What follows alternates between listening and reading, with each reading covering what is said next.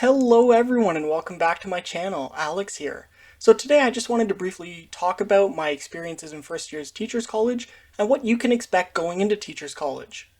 And this video is intended to be more of a summary, starting from just after I applied to Teachers College and the work leading up to starting classes, as well as what I went through in my first year as sort of a more holistic view. So with that said, let's get into it. So starting off, I applied to my Teachers College program in December of 2019 while I was still completing my research-based master's. And after a few months, on March 1st, I was accepted into the program at York University in Toronto, Canada. Now following that acceptance, there was a little bit of paperwork to do just to confirm that you were going to be attending and you needed to pay a $500 deposit. And that was pretty much all we heard for a couple months. After a couple months, we had a meeting for all of the first years that were going to be attending York, and it was a little bit of a program orientation, and that was in early to mid-June. And our advisors were super helpful. They told us what classes we were going to need to be taking, how they were going to enroll us in classes, and how to enroll in our electives, program fees, student benefits, so on and so forth. This whole little orientation session only lasted about an hour, but there was a ton of information, and it really helped me feel that I was becoming a part of the York community, and that I was on my way to starting Teachers College. Now following that meeting, there were a couple small things we needed to do. We needed to enroll in our elective classes, which was easy enough. We needed to go into our practicum management system and select location preferences for our practicum. We needed to set up our financial information and pay our tuition. And we needed to obtain a vulnerable sector screening check, which is basically for anyone who wants to work with vulnerable populations, such as children, for example. And it's basically to show that you don't have an existing criminal record or anything of that sort that would endanger the kids that you're going to be working with. And we had until the end of August to do this, so we had a couple months, and it honestly wasn't that much work. And we didn't really hear anything until orientation week and the start of the fall term. And now our orientation week was completely online, which was actually pretty fun, and we got a pretty cool package from York during that week, which I talked about in one of my other videos, so I'll link that in the top right corner. And here we met with the Ontario Teachers Federation and a couple other governing bodies for teachers, and they really gave us information about what it means to be a teacher, how to teach, and the general requirements for getting our teaching certification. And after this orientation week, we just transitioned into our fall classes as normal, and then shortly after we found out that our practicum was going to be cancelled for the year as a result of the global situation that was occurring. And I did talk more in depth about my first term in another video, which I'll link in the top right corner, so I won't go too much into it. In this term, we took a variety of classes. Some were about digital media, some were about our teaching topics. So for example, I took a chemistry course. Some of them were more about administrative forms of teaching and how to ask questions. Overall, it was pretty scattered and there was a breadth of knowledge, but it was pretty fun.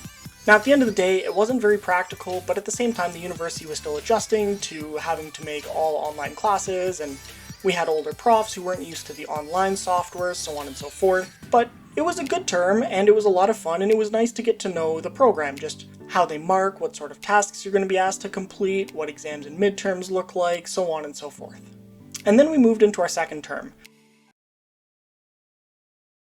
which things started to get to be a little bit more practical. We had courses that were all about inclusion and diversity and how to make sure that everyone feels safe and supported inside of the classroom, how to make sure that students feel represented and validated, how to respond to student and parent questions and concerns, and there was even more practical components on how to teach your teaching subject.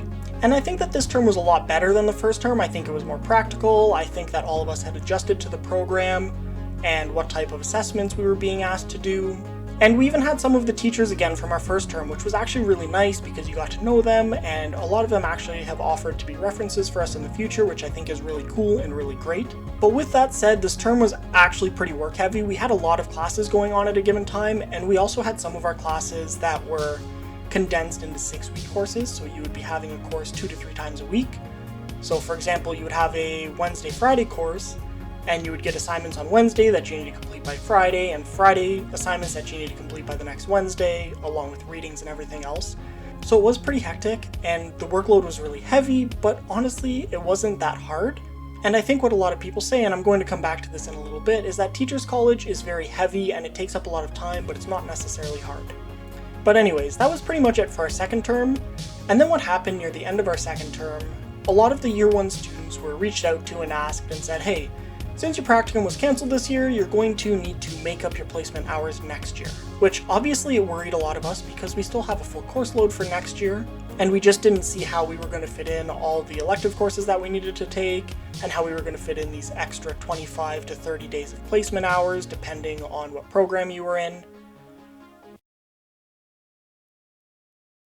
But we then had another little orientation session, and our academic advisors asked us to take our 2 electives that we would be taking in our second year over the summer. So that's actually currently what I'm finishing up now. Both of them were 6-week courses. So I had a course that ran Tuesday, Thursday, so obviously just as hectic as before, and a course that ran Wednesday, Friday. So there was a lot going on, and it's definitely taken up a lot of time. But at the same time, the weather hasn't been great recently, so it was actually nice to just stay inside and finish off a couple courses and lighten up my second year, while the good part of the summer hasn't really hit. And this summer, the 2 electives that I took were absolutely amazing. One of them was all about digital teaching technologies and reviewing them, which I'm hopefully going to be doing on this channel coming up over the summer. And the other course is all about assessment and how to create accessible and equitable assessments for all of our students in our classes. And I'm going to be making a few videos on those coming up soon in the future, so stay tuned for those. And yeah, so that sort of brings me to my end of my first year. And now a lot of the things that I had to do for my first year, I'm going to have to do again for my second year. So obviously I'm going to need to enroll in courses, I'm going to need to pay my deposit and pay my tuition, I'm going to need to apply for OSAP, which is our government assistance program, which basically gives out loans to students while they're in school, which obviously we have to pay back at the end.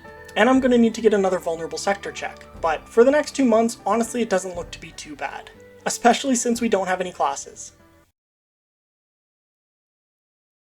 And now I just want to take a minute or two to talk about some questions that I've been getting some of my friends and colleagues about the first year of Teachers College. And the first question I just alluded to in the video, and that was, is Teachers College easy? And I would say it definitely is, but it does take a lot of time. So if I compare my grades in Teachers College to my undergrad and master's grades, they're pretty similar across the board. So in my undergrad, which was in biochemistry and biotechnology, I had an average of somewhere between 92 and 94%. And in my master's, I had an average of 93%. Now, obviously, most of those assessments were very technical and very sort of traditional. They were midterms and tests and lab exams and lab reports. So if you did well with those sorts of things, then you would have been fine in the programs. And in Teachers College, my average has been somewhat the same. My average is about 95%, but the assessments now were just very different. Instead of the traditional midterms and tests and final exams and stuff that you would have seen throughout your university experience or your high school experience, most of the assessments were reflections. Write a 2-page reflection on this paper and how it made you feel and what you learned and how it challenged your thinking. Or do a 20-minute presentation of a sample teaching problem. Or the worst one of them all, which I only had to do once, was write a 9-page essay. And these assessments, as I just said, are very different from anything that I had done. So it did take me a little bit to adjust to them and get used to them. And, you know, as someone who came from a science program, who we looked at facts and objective data, we didn't really spend a lot of time looking at ourselves and what we learned and how we learn and how we can improve our learning. And that's sort of the main focus of Teachers College. It focuses on continual improvement and continual learning. But once you figure out how to write those reflections, and once you figure out how you personally reflect on things, it honestly gets to be a breeze. And my thoughts on is Teachers College easy or not is actually corroborated by my friend Jess, and I'll link her video up in the top right corner here. But here she was also talking about how her average has changed over the time. And in her undergrad and in her high school experience, she did say that she was a high 70s to high 80s student. And she even said that now she's getting in the 90s in Teachers College, and she has a lot of fun. So go and check out her video if you want to see more about her first year of Teachers College. And the second question that I've been getting, and it's actually quite a common one, is do you prefer synchronous or asynchronous teaching? Or in other words, do you prefer in-person or online schooling? And personally for Teachers College, I find that I prefer the asynchronous work. I'm able to live at home, I don't have to commute to my classes, and I think that's actually such a big thing, especially being at York, because it's expensive to live in the city and you would still need to commute every day. But if you don't live in the city, you're commuting upwards of 3-4 hours to get to York for a 3-hour class, and generally the Teachers College program doesn't allow you to have multiple classes on the same day. So you can't put all 5 of your classes onto 2 days and only have to go in 2 days a week. You have to go in 5 days for 3-hour sessions. So not having to commute and saving 3 to 4 hours a day at least really helped a lot. I would just spend that time doing my assignments, and then I would be free in the afternoons or evenings to do whatever I wanted. And that's actually one of the reasons why I was able to start my YouTube channel, because I sort of had this time now to film and edit videos, whereas before, in my undergrad and master's, I didn't have a spare second.